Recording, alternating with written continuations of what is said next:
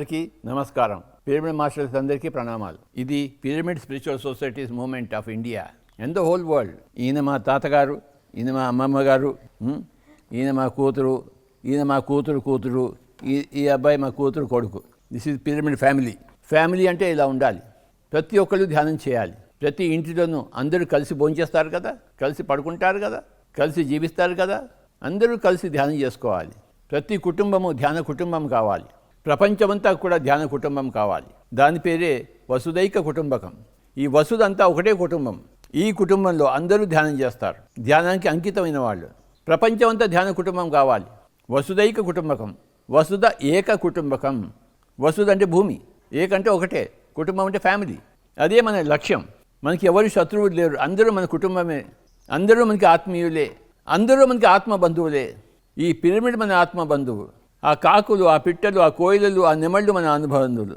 ధ్యానం చేస్తే మనసును జయిస్తాం. మనసును జయించిన వాళ్ళు ప్రపంచాన్ని ఏకం చేస్తారు. ఒకటే కుటుంబంలో తయారు చేస్తారు. మనసు ఉన్న ఒక్క కుటుంబంలోనే అందరూ శత్రువులుగా ఉంటారు. మనసు ఉంటే అన్నదమ్ములు కొట్టుకోలేదా? మహాభారత యుద్ధం జరగలేదా? ఒకటే కుటుంబంలోని వాళ్ళు పాండవులు, కౌరవులు కొట్టుకున్నారు లేదా? కానీ మన పిరమిడ్ స్పిరిచువల్ సొసైటీ మూవ్మెంట్ ద్వారా ప్రపంచం అంతా ఒకటే కుటుంబం అవుతోంది.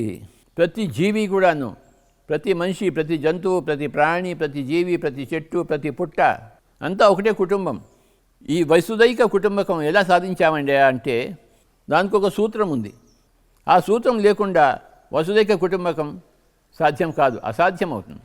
మై డియర్ ఫ్రెండ్స్, ఆ సూత్రమే హింస छोड़ो హంస పకడో. హింస छोड़ो, హింస అంటే హింసను వదిలిపెట్టేయండి. హంస పకడో అంటే శ్వాసను పట్టుకుందాం. హంస అంటే శ్వాస. ప్రపంచం అంతా ఒకటే కుటుంబం అవుతుంది, అయి తీరుతుంది. ఎవరైతే హంసను వాహనం చేసుకుంటారో వాళ్ళు పరమహంసలు అవుతారు. పిరమిడ్ మాస్టర్లు అందరూ పరమహంసలు. ఎవరు హంస వాహినులు అయినా వాళ్ళందరూ పరమహంసలు అవుతారు 40 రోజుల ధ్యాన సాధనతో. దీని పేరే హనుమాన్ చాలీసా.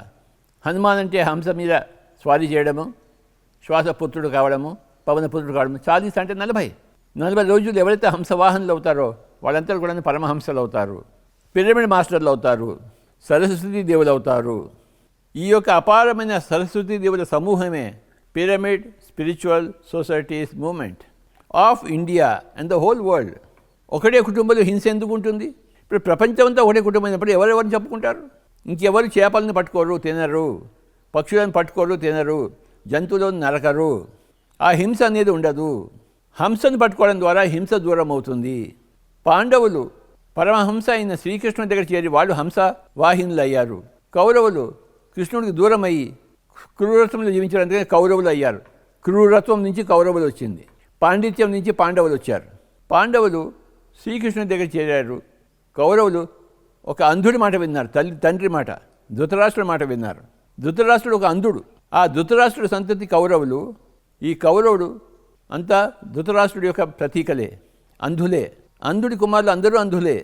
కళ్ళు ఉన్ని కూడా కళ్ళు లేని అంధులు. కానీ శ్రీకృష్ణ పరమాత్మ దగ్గర చేరిన పాండవులు అందరూ శ్రీకృష్ణ పరమాత్మలే. నా ముందు కూర్చున్న పరమహంసలందరికీ నమస్కారములు. ప్రపంచంలో ఇంకా అందరూ పరమహంసలు కావాల్సిందే. హంస దగ్గర చేరవలసిందే. హంస వాహినులు కావాల్సిందే. హంస యానం చేయాల్సిందే. అందరూ సరస్వతీ దేవిగా కావాల్సిందే. ప్రపంచం అంతా ఒకటే కుటుంబం కావాల్సిందే. వసుదైక కుటుంబం మనం సాధించాము. సగం సాధించాము, ఇంకా సగం ఉంది. సగం పని అయిపోయింది. ఫౌండేషన్ వేసేసాం, ఇంకా సూపర్ స్ట్రక్చర్ కావాలి. ఫౌండేషన్ వేయడమే కష్టం. ఈ సూపర్ స్ట్రక్చర్ రావడం చాలా తేలిక. గత 30 సంవత్సరాల్లో ఫౌండేషన్ వేసేసాం వసుదైక కుటుంబానికి. ఇంకొక 10 సంవత్సరాలు సూపర్ స్ట్రక్చర్ వచ్చేస్తుంది. ప్రపంచం అంతా సుఖమయం, శాంతిమయం అవుతుంది. Thank you very much.